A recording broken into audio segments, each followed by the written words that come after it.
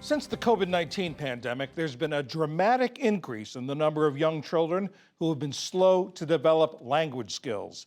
Pediatric speech delays more than doubled for children aged 12 and younger. PBS Wisconsin reporter Zach Schultz spent time with students and teachers to find out what's behind this increase and whether schools have the resources to help children speak up. It looks like Bear is going home. The children in this early Head Start classroom are your typical 2 to 3-year-olds. That's a good But they guess. were born during the COVID-19 pandemic, and some are at risk of developing a speech delay. I believe we are definitely in a dire state right now. Nicole Spooner is the Director of Comprehensive Services at Nextdoor Foundation, a Head Start program in Milwaukee. She says young children were severely impacted by the lockdown. They were facing isolation, stress with their families, trauma, things of that nature. And so they're coming in now with really some challenging behaviors, speech delays, things of that nature. I think we're up about 10% right now in children who have speech delays diagnosed. Across the state, it's the same story. There's just too many kids for me to fit in.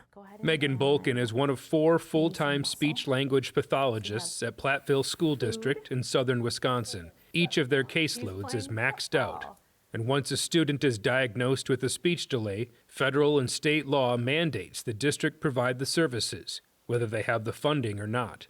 There are definitely kids who will just hand you stuff and expect that you know what they want to do with it and not say anything to you. Early language skills are one of the best predictors of academic, social, vocational outcomes. Rebecca Alper is an assistant professor and researcher at the University of Wisconsin at Madison, studying early language and literacy intervention. We're really just kind of trying to get a sense for where the child's language levels are. She says the COVID-19 pandemic highlighted a lot of existing health disparities along the lines of race, income, or even where someone lives, and young children were no different. It's very hard to focus on early language intervention when you're experiencing housing insecurity, food insecurity, all of those sorts of things.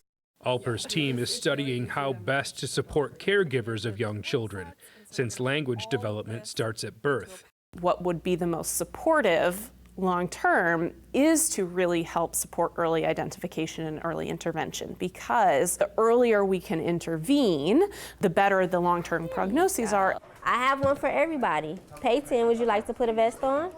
Back at Nextdoor in Milwaukee, they use a system called Lena to help identify kids with possible speech delays. These vests are going to record the amount of interactions that we're having with each other. It's going to tell us how often we talk to each other, because talking is very important.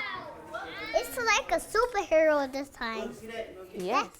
Shakita Caldwell is the lead teacher in this classroom and convinces the kids to wear vests that contain a small device that monitors and counts interactions between kids and teachers.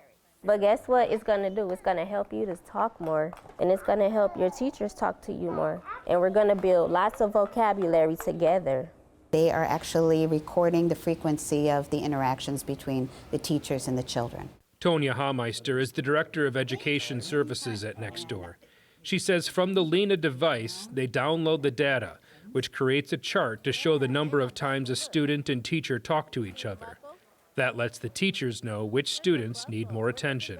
So if I have that child who scored lower, who wasn't having many interactions, then I will plan to, okay, I'm gonna have a one-on-one with this child. Maybe I'm gonna read more books with him. I want him to name. I'm gonna ask him what does he see in the book so I can get those words out of him. Hameister says Lena started as a research program, but now Nextdoor has adopted it for all early Head Start classrooms. We saw an increase, especially in the children that were not as verbal, not as expressive. We saw a pretty significant increase in the amount of interactions. So the teachers were doing very targeted interactions with children and trying to increase that opportunity for them to be expressive. Hameister says Nextdoor is fortunate enough to have a lot of community support, but she worries about schools that are dealing with a budget crunch and a surge in speech referrals. In the last state budget, Governor Tony Evers proposed using the budget surplus to put an extra $1 billion into special education funding. Republicans in the legislature only allotted an extra $107 million statewide over the next 2 years, just a 2% increase. It's a challenge. It is a huge challenge. We know a lot of our systems are resource depleted and they're tired.